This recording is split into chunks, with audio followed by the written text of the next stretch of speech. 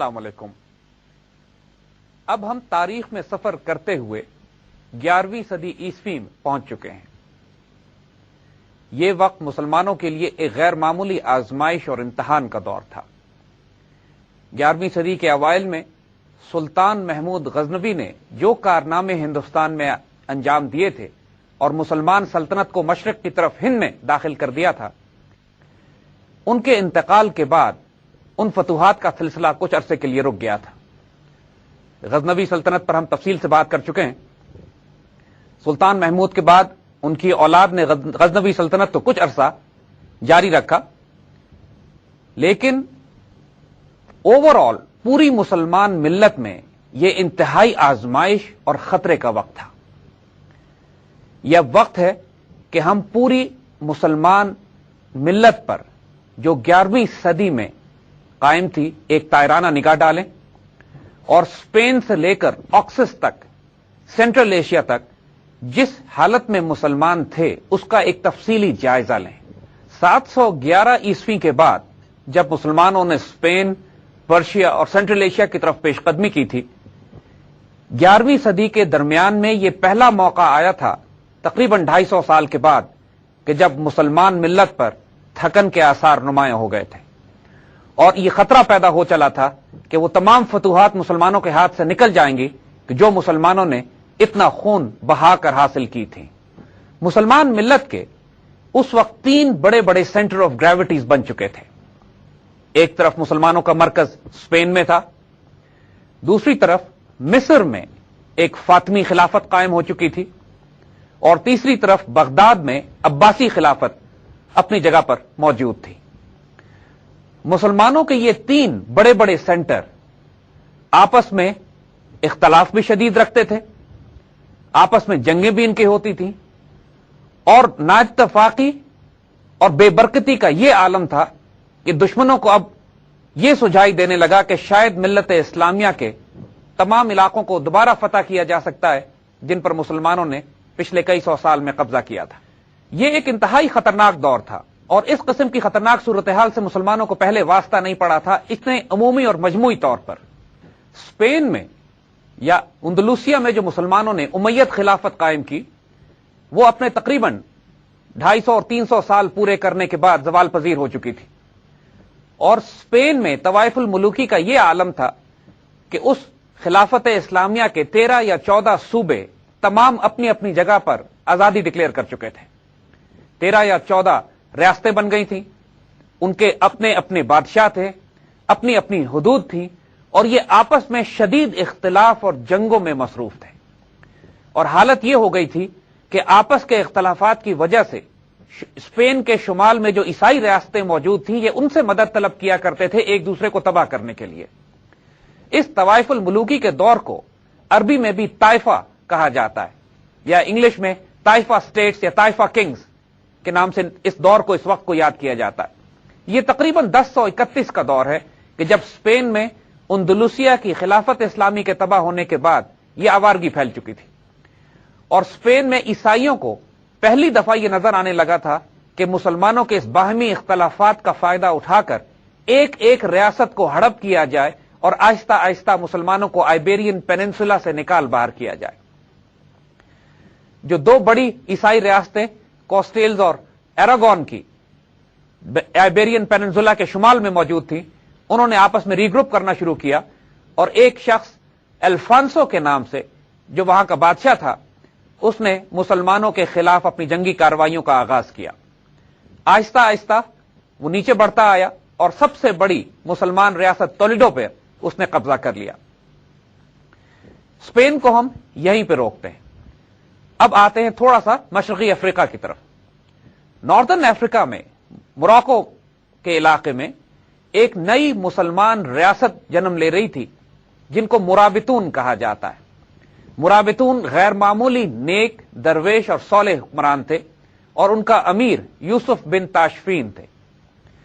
بنیادی طور پر مرابطون کا مقصد سہارا، افریقہ، مغربی افریقہ میں اور سینیگال وغیرہ کے علاقوں میں اسلام کی تبلیغ کرنا اور جہاد کرنا تھا۔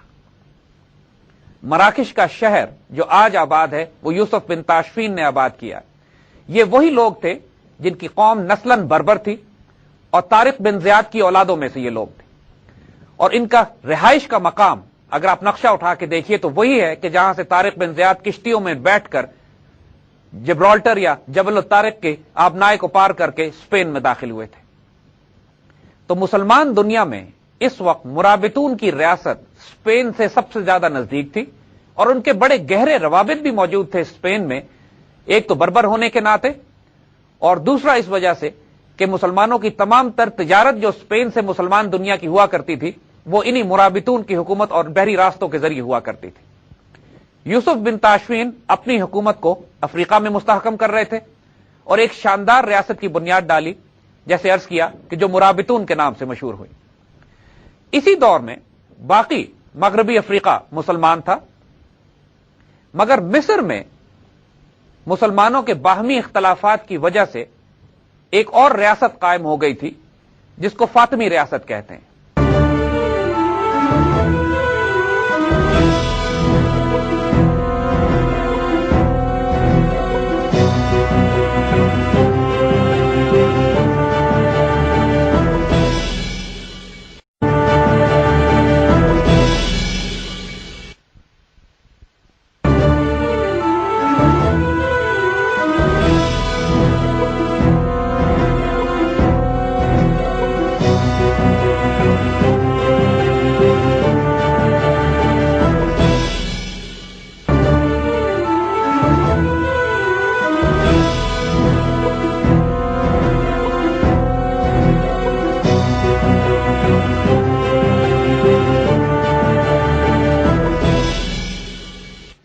فاطمی خلافت مصر میں کافی عرصے پہلے قائم ہو چکی تھی۔ مسلکن یہ شیعہ مسلک تھے، نتیجہ یہ تھا کہ ان کے دونوں طرف جو سنی علاقے اور سنی مسلمان حکمران تھے ان کے ساتھ ان کی جھڑپیں چلا کرتی تھی۔ یہ فرقہ واریت نے پہلی دفعہ مسلمان امت کو اندر سے نقصان پہنچانا شروع کیا تھا اس تمام فتوحات کے بعد جب سے مسلمانوں نے ان علاقوں کو فتح کیا تھا۔ تھوڑا آگے آئیے تو شام کی طرف عباسی خلافت، اور پھر بغداد میں عباسی خلافت کا پورا محکم مرکز قائم تھا۔ عباسی خلافت چونکہ سنی تھے لہذا ان کی فاطمی خلافت کے ساتھ جنگیں بھی چلتی تھی، آپس میں فتنہ دوانیاں، ریشہ دوانیاں اور ایک دوسرے کے خلاف سازشیں اور مہمات کا ایک سلسلہ ایک ایسا جاری تھا کہ جس نے پوری امت مسلمہ کو تقسیم کر کے رکھ دیا تھا۔ اگر پرشیا کی طرف جائیں تو غزنویوں کی امپائر اب وہ عروج اس میں باقی نہیں رہا تھا، اور یہ چھوٹے ہوتے ہوتے افغانستان اور ان ہند کے علاقوں پر قابض تھے کہ جن پر محمود غزنوی نے قبضہ کر لیا تھا۔ مگر ان کے مغرب میں ایک اور مسلمان حکمران، یہ بھی ایک ترک ڈائنیسٹی تھی جو بہت تیزی سے عروج پا رہی تھی، ان کو سلجوق کہتے تھے۔ سلجوقوں کا علاقہ آج کے ایران، ماوراء النہر، خراسان اور یہ تمام وہ علاقے جو آگے بڑھ کر آرمینیا اور آذربائیجان کے آس پاس کے تھے، ان تمام علاقوں کو سلجوق حکمران فتح کرتے چلے آ رہے تھے۔ ان کا پہلا سربراہ جس نے یہ ڈائنیسٹی قائم کی تھی تغرل بے، خلیفہ عباسی کا وفادار تھا، اپنی بیعت خلیفہ عباسی کو دیتا تھا، اور یہ وہ تلوار تھی کہ جو اب آئندہ آنے والے وقتوں میں امت مسلمہ کی حفاظت کے لیے اللہ تعالیٰ نے بے نیام کی تھی۔ تغرل بے کے انتقال کے بعد اس کا بیٹا الپ ارسلان، محمد اس کا اصل نام تھا، ترکی میں الپ ارسلان کا مطلب ہے ایک دلیر اور غیرت مند شیر، چونکہ وہ ایک بہت ہی بہادر شخص تھا اور اپنی پوری قوم میں ایک شیر دلیر کے نام سے یاد کیا جاتا تھا، تو تاریخ میں بھی اس کا یہی نام الپ ارسلان کے نام سے مشہور ہو گیا۔ الپ ارسلان کی حکومت آکسس سے لے کر دریائے فرات تک قائم تھی۔ ادھر روم میں بائزنٹائن حکمران رومانوس ابھی تک اپنی حکومت پر پوری طرح قائم تھا۔ جو آج کے ترکی کے علاقے ہیں، اناطولیا اور یہ اس کے آس پاس کے سارے علاقے رومن امپائر کے تحت تھے۔ یعنی اس وقت اگر آپ نقشہ اٹھا کے دیکھیے تو ترکی اور ایران کے درمیان جو سرحد آج بنتی ہے یہ مسلمانوں اور رومنز کے درمیان کی سرحد بن گئی تھی۔ ایران کی طرف الپ ارسلان کی حکومت تھی اور ترکی کا سارا علاقہ اناطولیا اور ایشیا مائنر یہ رومن امپائر کے تحت تھا۔ عباسی خلافت بغداد میں قائم تھی، خلافت فاطمی قاہرہ میں، مرابطون نارتھ افریقہ میں، اور اسپین میں طوائف الملوکی اور طائفہ کنگز اپنی جگہ پر تھے، اور عیسائی نارتھ سے کوشش کر رہے تھے ان کو باہر نکالنے کی۔ یہاں پر ذرا سا عیسائیوں کی اسٹریٹجی بھی ڈسکس کرنی ضروری ہے۔ جب یہ مسلمان ملت میں اس قدر طوائف الملوکی اور کمزوری اور باہمی اختلافات، چاہے وہ فرقہ وارانہ بنیاد پر تھے یا آپس میں ایک دوسرے کی سلطنت میں سے حصہ نکالنے کے لیے، یہ اتنے عروج پر پہنچ گئے، تو عیسائیوں کو بھی یہ موقع ملا کہ مسلمانوں کے خلاف ایک کمپریہنسو ملٹری اسٹریٹجی ڈیولپ کریں۔ عیسائیوں کا پلان یہ تھا کہ مسلمانوں کے خلاف ایک ڈبل پنجر کیا جائے، یعنی قسطنطنیہ کی طرف سے لے کے ایشیا مائنر میں ان کی فوجیں داخل ہوں گی، اور آگے بڑھتی بڑھتی مسلمانوں کو وہ اپنی سرحدوں سے باہر نکالیں گی اور پیچھے تک دھکیلیں گی۔ دوسری طرف فرانس اور یورپین پاورز جو ویسٹرن یورپ کی تھیں، وہ اسپین کے ساتھ مل کر مسلمانوں کو آئیبیرین پیننسولا سے نیچے دھکا دے کے افریقہ میں نکال دیں گی۔ ان دونوں ایکسس پر سائملٹینیسلی کام کرنا شروع کر دیا تھا عیسائی دنیا نے، ان مسلمانوں کی کمزوریوں کو دیکھتے ہوئے کہ جو اس وقت افریقہ سے لے کر آکسس کے درمیان مسلمان دنیا جس انتشار کا شکار تھی، وہ ایک اچھا موقع فراہم کر رہا تھا عیسائیوں کو کہ پہلی مرتبہ کئی سو سال میں مسلمانوں کے خلاف ایک کمپریہنسو رسپانس ڈیولپ کر سکیں۔ یہی کمپریہنسو رسپانس آگے جا کے صلیبی جنگوں کی شکل میں نمودار ہوتا ہے، لیکن اس پر ہم بعد میں آئیں گے۔ اس خطرناک موقع پر اللہ تعالیٰ تائید غیبی سے مسلمان ملت کو دو تلواریں، دو ایسے غازی دیتے ہیں کہ جو مشرق اور مغرب میں عیسائیوں کے اس اٹھتے ہوئے سیلاب کو روک دیتے ہیں۔ یہ دونوں مجاہد، ایک جو افریقہ میں تھا یوسف بن تاشفین، اور دوسرا مشرق میں ایران کی سمت الپ ارسلان، امت مسلمہ کے جلیل القدر مجاہدین میں شامل ہوتے ہیں، اور ان کی جنگی خدمات کے نتیجے میں کئی سو سال تک مسلمان ملت کو اپنے آپ کو یکجا کر کے شیرازہ بندی کر کے دشمنوں کا مقابلہ کرنے کا موقع مل گیا۔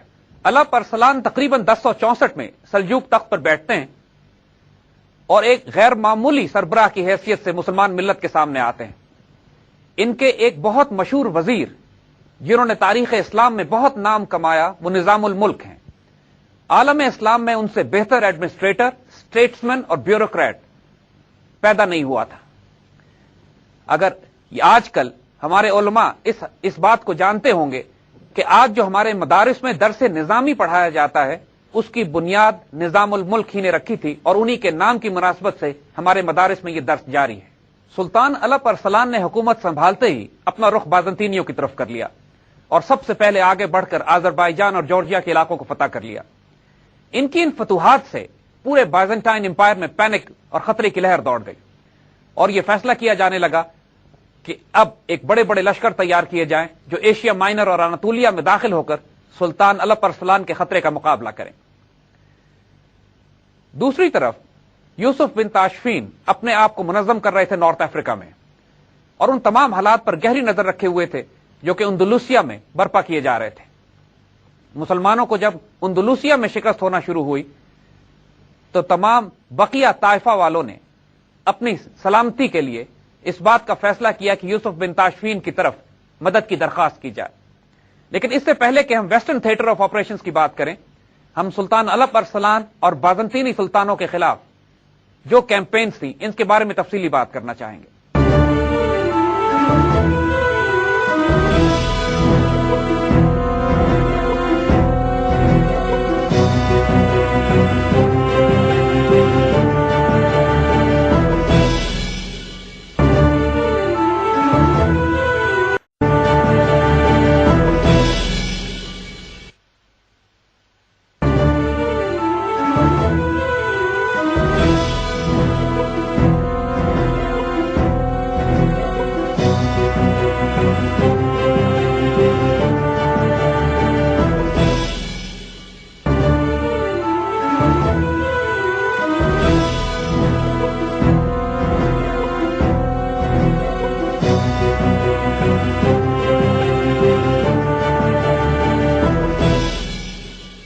آئیے اس سے پہلے کہ ہم ویسٹرن تھیٹر آف آپریشن میں بات کریں، ان کے وار آبجیکٹو ڈیسائیڈ کر لیں کہ جو بازنٹائن امپائر کے اور سلطان الپ ارسلان نے اپنے اپنے لیے طے کیے تھے۔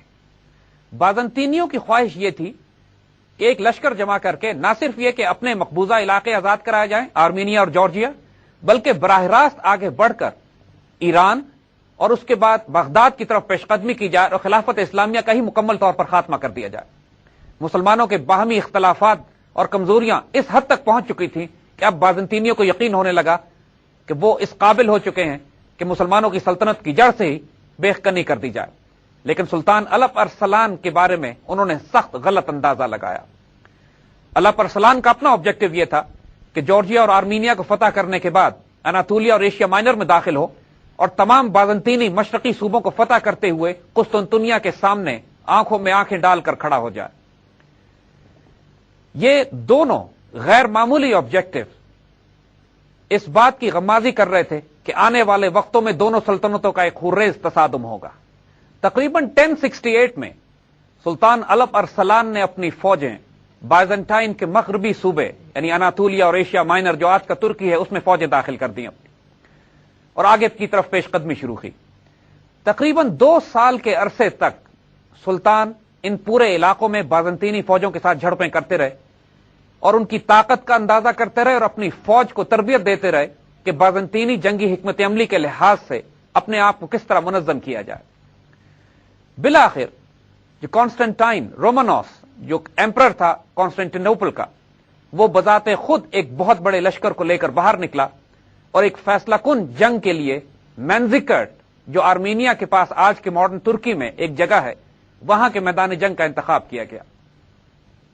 تقریباً 2 لاکھ کا لشکر جس میں تمام ایسٹرن یورپ حتیٰ کہ ویسٹرن یورپ تک کی فوجوں کے افراد موجود تھے، اور اس کے ساتھ ساتھ بہت سارے ایسے ترک جنگجو بھی تھے کہ جو مسلمان نہیں ہوئے تھے اور عیسائیوں نے ان کو اپنے ساتھ ملا لیا تھا۔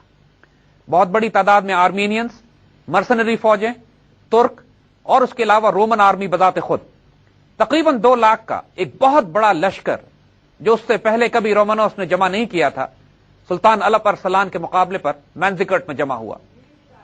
سلطان الپ ارسلان اس 2 لاکھ کے لشکر کے مقابلے میں صرف 25,000 مجاہدین کو لے کے نکلا۔ اس کے ساتھ منجنیق تھی، لیکن تمام تر دستے بنیادی طور پر ترک کیولری تھی۔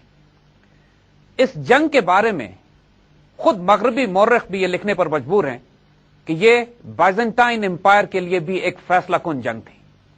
اس کا نتیجہ اگر رومنز کی فتح کی صورت میں نکلتا تو تمام ایران، خراسان اور بغداد مسلمانوں کے ہاتھ سے چلا جاتا، اور اگر اس کا نتیجہ مسلمانوں کی فتح کی صورت میں نکلتا تو تمام eastern Roman provinces, Anatolia, Asia minor اور آج کا جدید ترکی، یہ تمام مسلمانوں کے پاس آ جاتا اور مسلمانوں کی سرحدیں بذات خود قسطنطنیہ سے جا ٹکراتی۔ دونوں فوجوں کے لیے سٹیکس بہت زیادہ تھے اور کوئی بھی شکست افورڈ نہیں کر سکتا تھا۔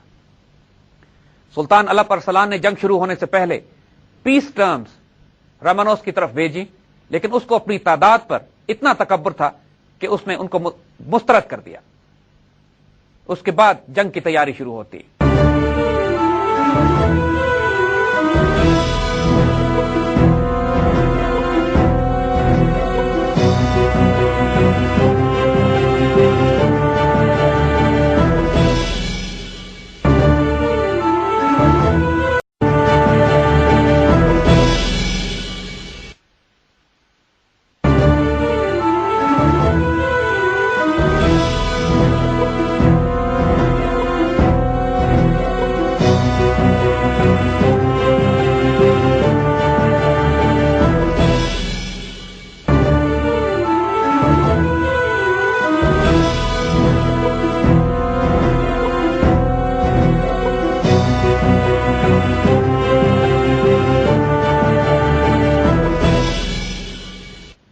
جب دونوں فوجیں آمنے سامنے آتی ہیں تو سلطان نے اس سے پہلے یہ حکمت عملی اختیار کی کہ اپنی فوجوں کے 2 انتہائی طاقتور دستوں کو رائٹ اور لیفٹ فلینک پر چھپا دیا اور میدان جنگ میں ان کو بیچ میں لے کے نہیں آئے۔ جب رومن فوج مسلمانوں کے قلب پر حملہ آور ہوتی ہے اور شدید جنگ شروع ہو جاتی ہے تو اس موقع پر سلطان نے اپنے رائٹ اور لیفٹ فلینک سے اپنے ریزرو دستوں کو دشمنوں کے رائٹ اور لیفٹ فلینک پر حملہ کرنے کا حکم دیا۔ حملہ غیر متوقع بھی تھا اور شدید بھی۔ اس کے نتیجے میں رومن فوج کا رائٹ فلینک بالکل شیٹر ہو کے رہ گیا اور لیفٹ فلینک بھی دباؤ میں آیا۔ لیکن اس کے دوران ایک غیر معمولی بات ہوتی ہے جس نے لڑائی کا پانسا تقریباً مسلمانوں کے حق میں پلٹ دیا۔ جو رومن دستوں میں ان کے ساتھ آنے والے ترک مرسنری موجود تھے، انہوں نے سلطان الپ ارسلان کی فوج میں اپنے قبیلے والوں کو، اپنے رشتہ داروں کو پہچان لیا اور عین میدان جنگ میں اپنی لائلٹیز تبدیل ہو گئی اور وہ تمام ترک مرسنری جو رومنز کی طرف سے لڑ رہے تھے وہ مسلمانوں کی صفوں میں آ گئے. اس غیر متوقع ڈیولپمنٹ سے آرمینین فوج کہ جو رومنز کے ساتھ آئی ہوئی تھی وہ بھی میدان چھوڑ کر بھاگنے لگی, اور صرف رومن فوج باقی رہ گئی کہ جو چاروں طرف سے مسلمانوں کے گھیرے میں آ چکی تھی. اب جنگ کا پاسا پوری طرح پلٹ چکا تھا. سلطان نے اپنے کیولری دستوں کو حکم دیا کہ تمام فرار ہونے والے رومنز اور آرمینینز کو کچل کے رکھ دیا جائے. اس قدر کمپلیٹ سلوٹر ہوا کہ ایک بھی رومن فوج کا شخص زندہ نہ بچ سکا سوائے چند ایک لوگوں کے کہ جو قید کر لیے گئے. بذات خود رومن ایمپرر رومانوس مسلمانوں کے ہاتھوں گرفتار ہوا, بلکہ ایک عام معمولی سپاہی نے اس کو پکڑ کر سلطان کے حضور پیش کیا. رومن بادشاہ کے گرفتار ہونے کی داستان بھی ایک انتہائی عجیب و غریب ہے. اس کو جس سپاہی نے گرفتار کیا وہ انتہائی نحیف و نازک اور ایک کمزور ناتواں شخص تھا. جنگ پہ جانے سے پہلے مسلمان وزیر نظام الملک نے اس کو دیکھ کر کہا تھا کہ اس کو لے جانے کا کیا فائدہ, لیکن جب اس نے خوب شور و پکار کی تو نظام الملک نے بڑے طنزیہ انداز میں کہا کیا تم ہمیں رومن بادشاہ گرفتار کر کے دے سکتے ہو. اس طنز کے بعد اس کو اجازت دے دی گئی کہ یہ میدان جنگ میں جا کے مسلمانوں کی طرف سے جنگ کر سکے, اور قدرت کا کرنا یہی ہوا کہ رومن بادشاہ کو اسی ناتواں اور مسکین شادی خان نے گرفتار کر کے الپ ارسلان کے سامنے پیش کیا. یہ قدرت کا ایک عجیب مذاق تھا. سلطان الپ ارسلان کے سامنے جب رومانوس کو پیش کیا گیا, سلطان نے پہلے اس کو اپنے ہاتھ سے 3 دفعہ ہلکے ہلکے مکے دے کے کہا کہ کیا تم کو میں نے نہیں کہا تھا کہ مجھ سے صلح کر لو, دیکھو اب تمہارا انجام اللہ نے کیا کر دیا. رومانوس نے اسے یہ کہا کہ اب مجھے طنز کرنا بند کرو, مجھے بتاؤ تم میرے ساتھ اب کیا سلوک کرو گے. سلطان نے اس سے پوچھا کہ اگر تم مجھے گرفتار کرتے تو تم میرے ساتھ کیا سلوک کرتے. تو رومانوس نے کہا کہ یا تو میں تمہیں قتل کر دیتا یا تمہیں بے عزت کر کے قسطنطنیہ کے بازاروں میں گھماتا, اور اس کے علاوہ اور کوئی راستہ میں نہ اختیار کرتا. سلطان نے اس سے پوچھا کہ اب تم بتاؤ تمہارے ساتھ میں کیا سلوک کروں گا. تو اس پر رومن ایمپرر کہتا ہے کہ مجھے یقین ہے کہ تم مجھے قتل کر دو گے یا بغداد میں مجھے تم گدھے پر بٹھا کر بے عزت کرو گے, اور اس بات کی میں امید نہیں کرتا کہ تم مجھ سے فدیہ لے کر مجھے آزاد کر دو گے. اس کے جواب میں الپ ارسلان اس سے کہتے ہیں کہ میں تمہیں وہ سزا دوں گا جو سب سے زیادہ سخت ہے, میں تمہیں رہا کر دوں گا. اس بات پر مشہور مورخ گبن بھی لکھنے پر مجبور ہے کہ سلطان الپ ارسلان نے جو سلوک اپنے اس بدترین دشمن کے ساتھ کیا وہ بڑی سے بڑی اعلیٰ تہذیبوں کو بھی اخلاق کا درس دیتا ہے. سلطان الپ ارسلان کا کیریکٹر اور کردار یہی تھا کہ اس کے دشمن بھی مجبور تھے کہ اس کی تعریف کریں. اس کے بعد امن کی شرائط طے کی گئی, اور امن کی شرائط رومن امپائر کے لیے اتنی ہتک آمیز اور توہین آمیز تھی کہ مگر وہ مجبور تھے کہ ان کو قبول کریں. تمام فوج رومن امپائر کی مشرقی صوبوں میں تباہ کی جا چکی تھی. ان کے پاس اب کوئی آپشن نہیں تھی کہ تمام وہ شرائط جو سلطان الپ ارسلان ان کے سامنے رکھتے ہیں ان کو قبول کر لیں. یہ بذات خود کافی تھا رومنز کے لیے کہ بادشاہ کی جاں بخشی کر دی گئی تھی. جو مینزیکرٹ کی جنگ کے بعد امن کی شرائط طے کی گئی, ذرا ان کو بھی سن لیجئے. ان شرائط کے مطابق 15 لاکھ دینار سلطان الپ ارسلان کی خدمت میں پیش کیے جانے تھے. تمام رومن فوجیں سلطان الپ ارسلان کے ڈسپوزل پہ تھیں کہ جس طرح چاہیں وہ اس کو استعمال کریں. رومن ایمپرر کی بیٹی سلطان کے بیٹے کے نکاح میں آنی تھی. تمام بڑے بڑے قلعے جو ایسٹرن رومن امپائر میں تھے وہ سلطان الپ ارسلان کو ملنے تھے, اور یہ امن کا معاہدہ 50 سال تک قائم رہنا تھا. یہ شرائط رومن امپائر اور رومن قوم کے لیے اس قدر شرمناک تھی, اور ان شرائط میں سلطان الپ ارسلان کا جلال بھی ظاہر ہوتا تھا. جب سلطان نے رومانوس کی جان بخشی کی تھی تو یہ کہا تھا کہ میری سزا تمہارے لیے بہت سخت ہوگی. بعد کے آنے والے واقعات نے بتایا کہ یہ واقعی سلطان کی یہ سزا رومانوس کے لیے بہت سخت تھی.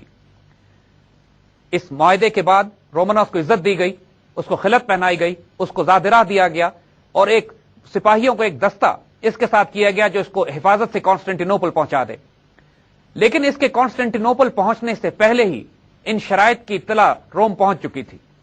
پوری قسطنطنیہ میں بغاوت برپا ہو گئی, اور سلطان الپ ارسلان کے اس دستے کو روانہ کرنے سے پہلے ہی قسطنطنیہ میں رومانوس کو ڈپوز کر دیا گیا, اس کا تختہ الٹ دیا گیا. جب یہ وہاں پہنچتا ہے تو اس کو گرفتار کر لیا گیا, اور حتیٰ کہ اس کو اندھا کر کے جیل میں بھیج دیا, جہاں کچھ عرصے کے بعد یہ ہلاک ہو گیا. جب ان ساری باتوں کی اطلاع سلطان الپ ارسلان کو پہنچتی ہے تو وہ سخت جلال میں آتے ہیں, اور اعلان کر دیتے ہیں کہ جو معاہدہ انہوں نے رومنز کے ساتھ کیا تھا وہ معاہدہ اب ختم ہو گیا ہے اور سلطان کو پورا اختیار ہے کہ ایسٹرن بائزنٹائن پروونسز میں داخل ہو کر قسطنطنیہ تک کے تمام علاقوں کو فتح کر لیں۔ اس کے بعد سلطان اپنی فوجوں کو بائزنٹائن سلطنت میں داخل کر دیتے ہیں اور تمام علاقوں کو فتح کرتے ہوئے بذات خود قسطنطنیہ کے سامنے پہنچ جاتے ہیں۔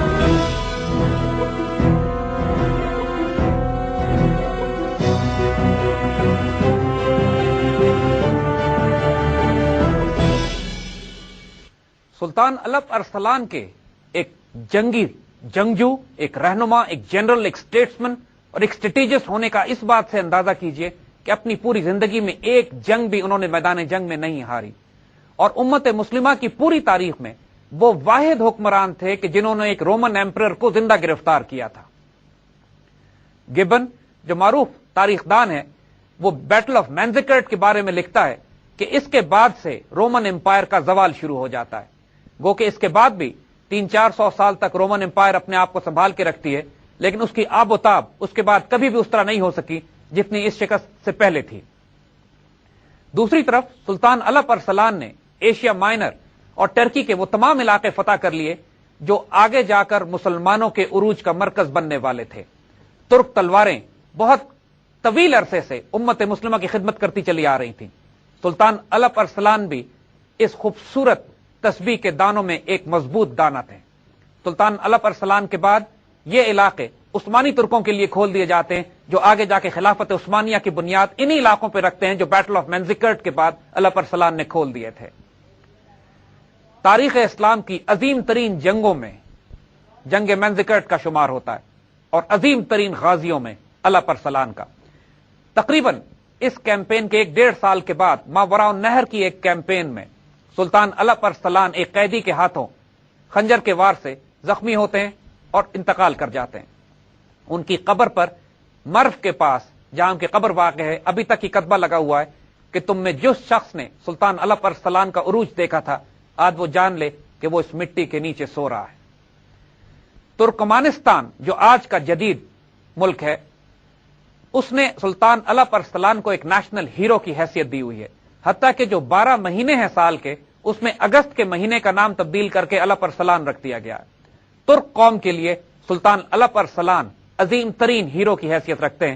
امت مسلمہ کے لیے بھی یہ ایک ایسے غازی، ایک ایسے بطل جلیل ہیں کہ جنہوں نے اس وقت امت کی آبرو کی حفاظت کی کہ جب بغداد تک مسلمانوں کو رومن سے خطرہ ہو گیا تھا۔